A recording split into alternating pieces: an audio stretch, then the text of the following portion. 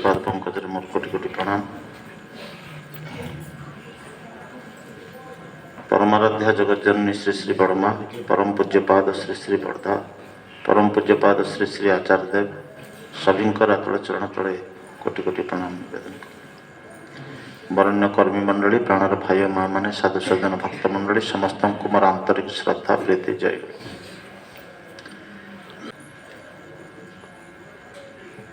प्रबल शीत पड़ी जो अनेक गुरु भाई माँ मैंने इच्छा थिले भी बोधे मु भावुची से सब आसीपारी ना। आज विष्णु भाई जहाँ जी आज सत्संग दौरान समीर भाई तांकर आम अंचल सहित आउ गोटे संपर्क जोड़ी होती।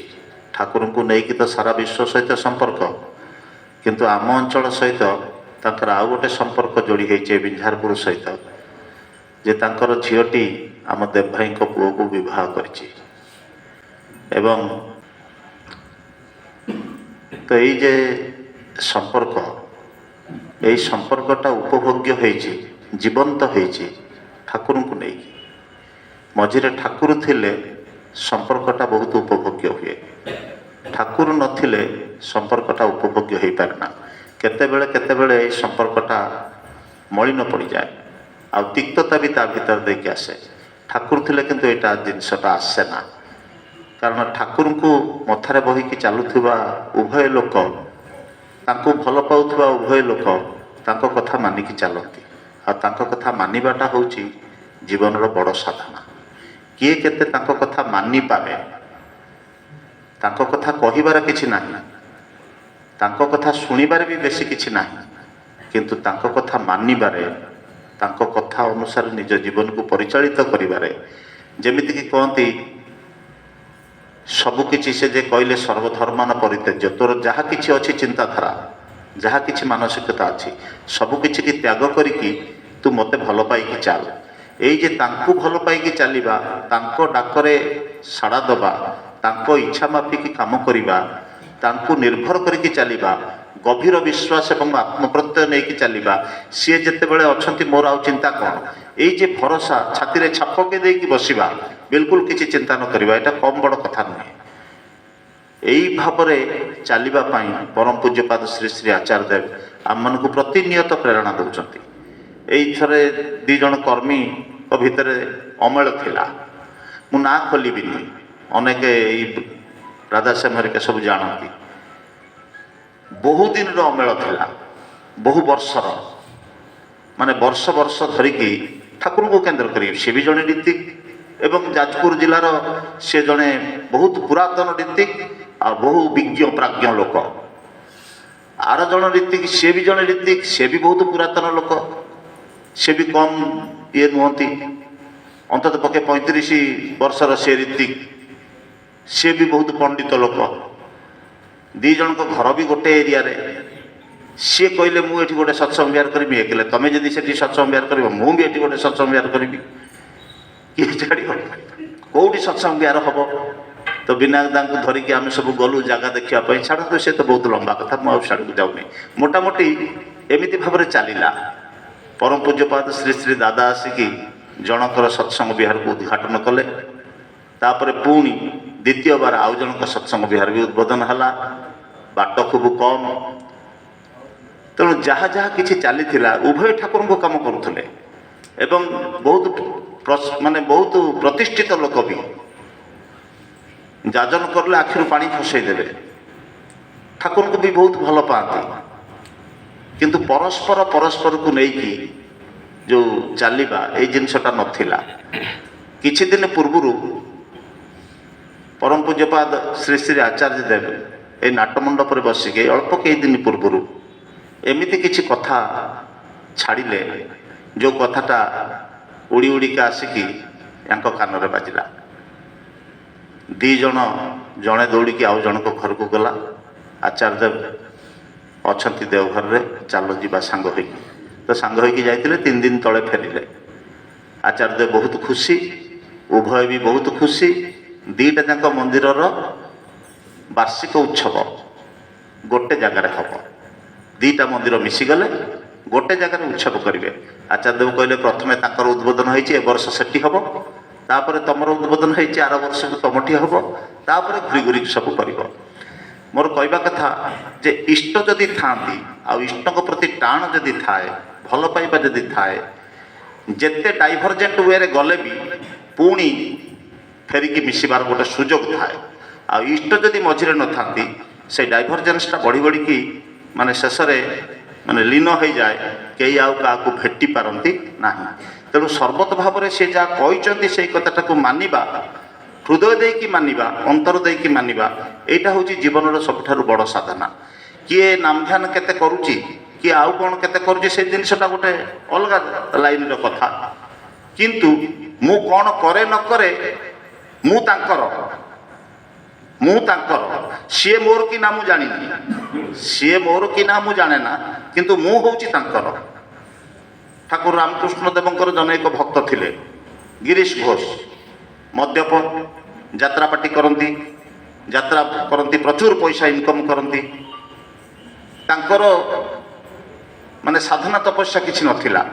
स्वामीजी की से बहुत रेस्पेक्ट भी करती, तांकर किसी साधना तपस्या नथिला। सबुबले से डुबिकी थांती से पैसा भितरे, नाटक भितरे डुबिकी थांती। आ तांको अनेक भी लाइक करंतिनी। एमिति कथा प्रसंग रे रामकृष्ण ठाकुर पाखरे जितेबाला कथा पड़े, रामकृष्ण ठाकुर ताकू बहुत भल पाती। एवं ए रकम थरे रामकृष्ण ठाकुर पाखरे जनैक भक्त कहले जे से बहुत आबद्ध प्राणी, बद्ध जीव। रामकृष्ण ठाकुर हठात कि थरे एमती बसु बसु स्वामीजी की कहले, नरेन गिरीश कौटी अच्छी जाकि डाकिदेव। तो नरेन दत्त गले गिरीश की डाकवाई, जा देखला बेलू यात्रा सरी जाइए। गोटे घर उपर विराट गोटे टेबुल पड़ी, से टेबुल रे टंका पैसा हजार हजार टंका पैसा सब गदा होती। गिरीश घोष से तो मालिक, तो सी बसिकी टंका पैसा सब गणुंट। तो ये जाइए पहुँचिकी कहले, ठाकुर आपन को स्मरण करुँच। एतिकी शुणा मात्रे से टंका पैसा सब से पड़ी, से घर सेमती खोला अच्छी। से हठात कि उठिले चलीगले, ठाकुर डाकी स्मरण कर चलीगले ठाकुर पाखु, सब से पड़ी। ये ताला पाऊना, चाबी पाऊना, अरे एत टंका ये छाड़ी जीव केमी। से रकम स्वामीजी से रकम छिड़ा होती, हजार हजार टंका से पड़ी टेबुल उपर। कबाट मुकुला टंका जार सी तार छाड़ी पलैले। स्वामीजी भावुं गुरु भाईटे तो एते पैसा पत्र भल मंद जहाँ किसी रोजगार होती सब पकई देकी पलैची, मुझे छाड़ी जीवी। से सेमती छिड़ा होकर रहिले से फेरिबा पर्यंत। एवं आसिला पर कहले, स्वामीजी खूब विरक्ति होगी कहले, तुम्हें किभलिया लोक, एते टंका पैसा पड़ी कि मु कहली तुमको खबर देली, तुम एगुड़ाक सब रखा रखी करी चाबी फाबी देकी जाता, तुम ताको पकई देकी जाइच, मु जापार ये छिड़ा होकर रही से बेलू मु भी तो तुम सागर जापार था। गंभीरतार सहित गिरीश घोष कहले, ए टंकाटा कार? कहले आपणकर। जार टंका सी जिते चलीगला, आपणकर तो टंका नुहे, आप कहीं छिड़ा होती। जार टंका सी पकई देकी पलैला, आपणकर टंका नुहे, आप खबर दबाक आसते, आप कहीं एत समय है छिड़ा होती। एतिक बुझागला जे किछि भितर न थी सी आबद्ध नुहति। आ सी ही रामकृष्ण ठाकुर को नाम मुक्तार नाम देते ए लिखिदेवाटा जे मोर निजस्व कौन चाहिदा नहीं, मोर निजस्व कौन इच्छा नहीं, मोर निजस्व कौन माने जीवन कौन किसी ना, सब जहाँ आपण से करी। यहाँ लिखिदेवा केवल जड़े लिखिदे राम मुक्तार नाम। ये नाम मुक्तार नामटा लिखिदेवाटा सहज बेपार नुहे। तांको इच्छाटा को परिपूर्ण करवा, स्वाभाविक भाव में परिपूर्ण करवा, जिते बड़े जहाँ डाकरा देले से सामिल हवा, यहाँ जीवन गोटे बहुत बड़ साधना, बहुत बड़ संस्कार बेपार। आ गुरु कृपा नहेले ये जिनसटा पाइबा भी बहुत मुस्किल बेपार। ठाकुर जीवन में भी एमती अनेक घटना घटी। गोबर मजुमदार बोली कि जन एक भक्त थे ठाकुर रीति, कलिकता रही। से अवस्था तीनोटी पुओ भितर माने तृतीय पुओटी ଅତ୍ୟନ୍ତ ଭୀଷଣ ରୋଗରେ ଆକ୍ରାନ୍ତ ହେଇଛି ଏବଂ ତାକୁ ଦେଖାଇବା ପାଇଁ ଆଖପାଖର ଯେତେ ଡାକ୍ତର ଫାକ୍ତର ଅଛନ୍ତି ସମସ୍ତେ ଦେଖି ସାରିଲା ପରେ ବି ସେ କୌଣସି ପ୍ରକାର ଭଲ ହେଉନି। ସେ ମୁମୂର୍ଷ ଅବସ୍ଥାରେ ଶୋଇଛି, ମୃତ୍ୟୁକୁ ଅପେକ୍ଷା କରିଛି। ତାଙ୍କର ବାପା ବି ଅଛନ୍ତି, ସାନ୍ତ ବାପ ବି ଅଛନ୍ତି, ଆହୁରି ଅନ୍ୟାନ୍ୟ ଲୋକମାନେ ବି ସବୁ ଅଛନ୍ତି। ଏହି ଅବସ୍ଥାରେ ହଠାତ୍ ଠାକୁର ଖବର ଦେଲେ ଯେ ଗୋବର ମଜୁମଦାରଙ୍କୁ ଆସିକି ଆଶ୍ରମରେ ପହଞ୍ଚିବା ପାଇଁ। ଏବଂ ସେ ଯେତେବେଳେ ବାହାରନ୍ତି ଆଶ୍ରମ ଯିବା ପାଇଁ, ଡାକ୍ତର କହୁଛନ୍ତି ଆପଣଙ୍କ ପୁଅକୁ ମୃତ୍ୟୁ ଶଯ୍ୟାରେ ଛାଡ଼ି ଦେଇକି ଏଇ ଅବସ୍ଥାରେ ଆପଣ ଆଶ୍ରମ ଯିବେ? ଏ ପିଲା ଆଉ ବଞ୍ଚିବନି, ଏ ପିଲା ଆଉ ଦିନେ ଅଧେ ହୟତ ଦିନେ ଓଳିଏ ରହିପାରେ, ଏହାର ବଞ୍ଚିବାର ଆଶା ବହୁତ କ୍ଷୀଣ। ସେ ଡାକ୍ତରଙ୍କୁ କହିଲେ ଶୁଣ, ଯାହାଙ୍କର ମୁଁ ଡାକରା ପାଇଛି ଯିବା ପାଇଁ ସେ ହେଉଛନ୍ତି ମୋର ଗୁରୁ, ସେ ହେଉଛନ୍ତି ମୋର ଇଷ୍ଟ ଦେବତା। ଆଉ ଚାରିଟା ପୁଅ ମୋର, ଯଦି ଗୋଟିଏ ପୁଅ ଚାଲିଯାଏ ଏମିତି ବେଶୀ କିଛି କ୍ଷତି ହେବ ନାହିଁ। ଆଉ ଯଦି ମୁଁ ଆଜି ନ ଯାଇକି ରହିଯାଏ, ଜନ୍ମ ଜନ୍ମ ଧରିକି ଏଇ ଅସୁବିଧାଟାକୁ ମୁଁ ଆଉ ପୂରଣ କରିପାରିବି ନାହିଁ ଜୀବନରେ କେବେ। এই ଅଫସୋସଟା ମୋର କେବେ ଜୀବନରେ ଯିବ ନାହିଁ। ସେ ବାହାରିଲେ, ତାଙ୍କ ବାପା ଯିଏ ସେ ବି ତାଙ୍କୁ ଅଟକାଉଛନ୍ତି, ଆରେ ତୁ କାହିଁକି ଯାଉଛୁ, କ'ଣ କରୁଛୁ? ତାପରେ ତାଙ୍କର ସ୍ତ୍ରୀ ଆସିକି ଦୁଆର ବନ୍ଧ ଧରିକି ଛିଡ଼ା ହେଲେ, ବ୍ୟାଗ୍ ଫ୍ୟାଗ୍ ପ୍ୟାକିଂ ହେଇଯାଇଛି। ଯେତେବେଳେ ସେ ବାହାରି ଯାଆନ୍ତି, ତାଙ୍କ ସ୍ତ୍ରୀ କହୁଛନ୍ତି କ'ଣ ଆଜି ନିହାତି ଯିବା ଦରକାର, ଆଜି ଦିନଟା ନ ଗଲେ କ'ଣ ଚଳନ୍ତାନି?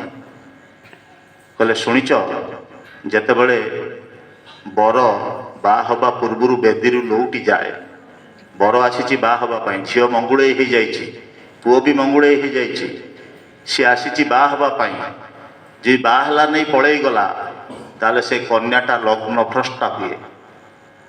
ମୁଁ ଯଦି ଆଜି ଗୁରୁଙ୍କ ଡାକରାରେ ନ ଯାଏ ତାହେଲେ ମୁଁ ବି ଲଗ୍ନ ଭ୍ରଷ୍ଟା ହେବି।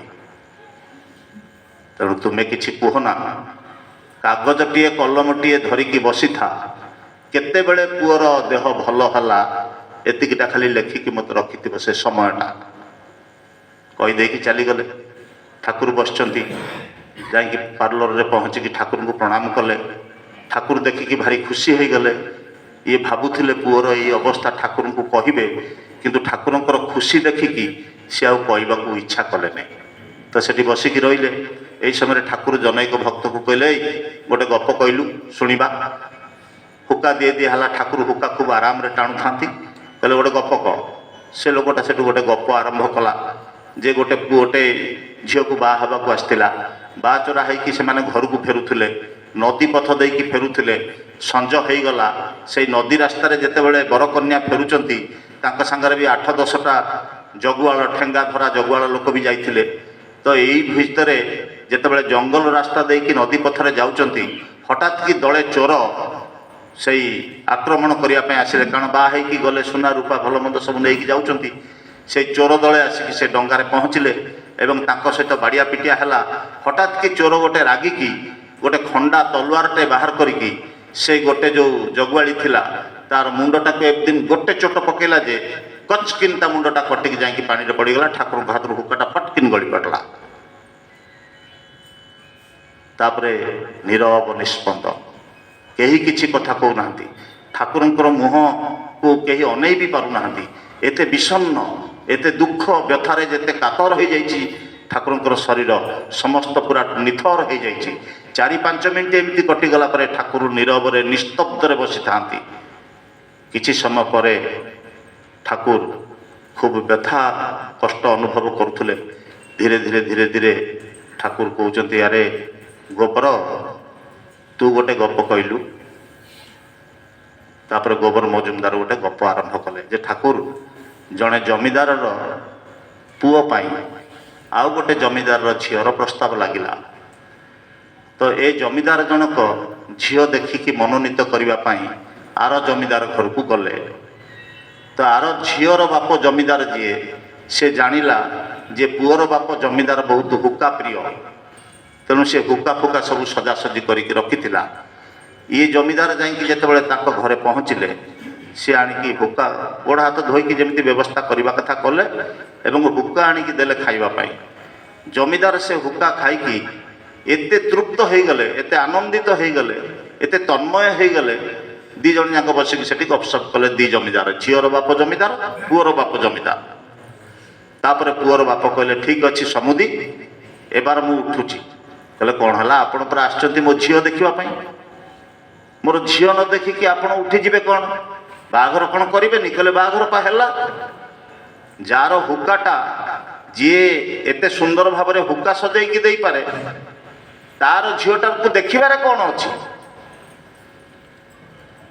ठाकुर कहले कौन कहला ना जार घरे एते सुंदर भाव में हुक्का दि जाई पारे एते अभ्यर्थना दि जाई पारे से झील को देखिबार किछि नाही मु एको बहु करिक नेबी मोर झील देखिबा दरकार नाही ठाकुर एकदम तन्मय हो गले कहले एटा होछि संस्कार रो व्यापार आग काल रे एमिति झील को समस्ते देखुथिले खूब क्वचित देखु नथिले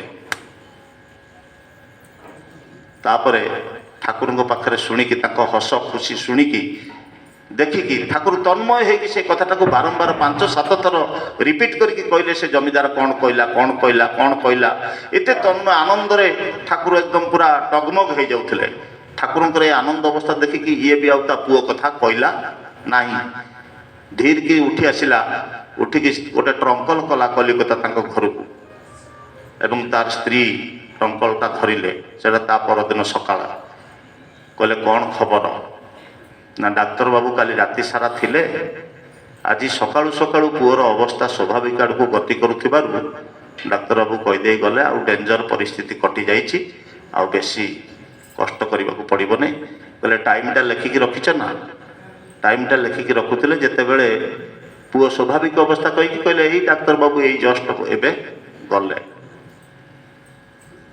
तेणु तार दरबार रे मनीष जितेबले आसे सेतेबले हाथ में गोड़े किसी जाबुड़ी की धरिबार आवश्यकता पड़े ना आम यही संसार को जाबुड़ी की धरीचे पिला छुआ को जाबुड़ी की धरीचे टंका पैसा को जाबुड़ी की धरीचे आत्ममर्यादा को जाबुड़ी की धरीचे किए स्वाभिमान को जाबुड़ी की धरीचे एते सब जाबुड़ी की धरिबार किसी आवश्यकता ना केवल आवश्यकता अच्छी तांकु जाबुड़ी की धरिबार सर्वत भाव में तांकु जदि आम जाबुड़ी की धरी पारती से आचार्य केन्द्रिक होगी चलने पड़ो आचार्य निष्ठा नहीं चलने पड़ो आचार्य पाखक आम जाइलु आम जा आचार्य पाखे नवेदन करूँ आमर बिंझारपुर उत्सव आमर जो तृतीय रविवार हुए से तृतीय रविवार 15 तारिख पड़ुची एवं 15 तारिख दिन शिवरात्रि जागर थिबारु आचार्य पाखे नवेदन करूँ 14 तारिख कथा आम कहलु आचार्य देव आशीर्वाद कर फेब्रुआरी 14 तारिख आमर ये बिंझारपुर सत्संग विहार वार्षिक उत्सव श्रीमंदिर उद्बोधनी स्मृति उत्सव पालन हम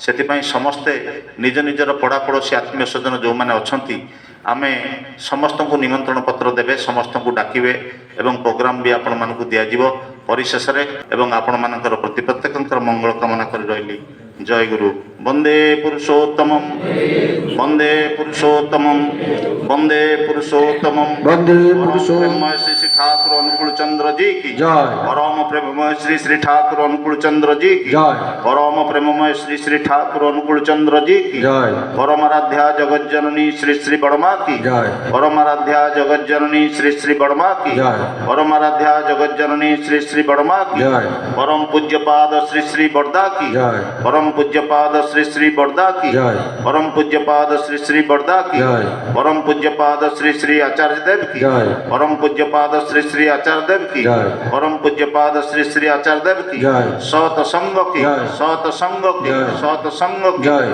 वंदे पुरुषोत्तम वंदे पुरुषोत्तम वंदे आर्य पितृ वंदे आर्य पितृ वंदे मातृवर्गा वंदे मातृ वंदे अंकृष्ट वंदे अंकृष्ट वंदे वंदे पुरुषोत्तम परम प्रेममय श्री श्री ठाकुर अनुकूल चंद्र जी की जय सब्सक्राइब लाइक शेयर निश्चित करूँ जय गुरु।